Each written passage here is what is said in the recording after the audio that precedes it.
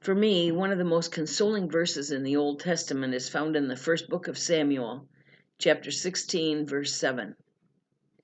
For the Lord does not see as man sees, for man looks at the outward appearance, but the Lord looks at the heart.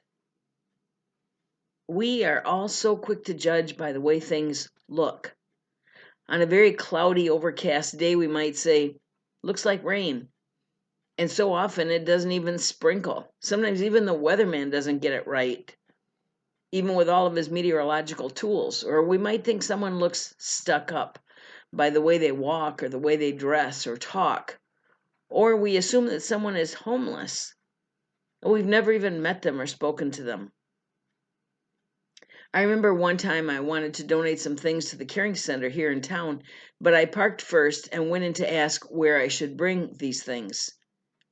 I know that the person at the desk thought I was someone who was needing help herself. It must have been the way I was dressed or the way I looked or something. And I was quick to let her know that no, I was actually there to donate. I definitely felt misjudged. But later, as I thought about it, I wondered why it had bothered me so much. I've had people assume that some of the Hispanic people I might have come to a meeting with me are totally unable to understand or speak English because they don't look like English speakers. And the fact is, sometimes they're barely fluent in Spanish. Sometimes I think it might be nice if the outward appearances were a little less deceiving.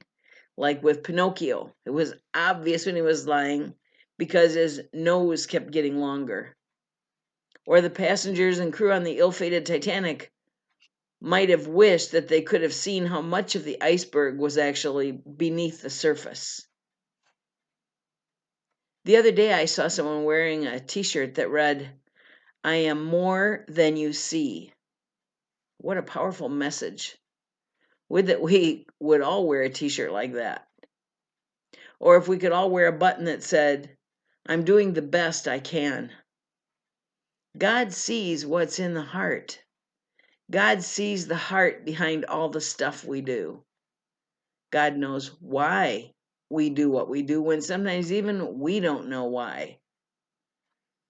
We need to have our hearts changed.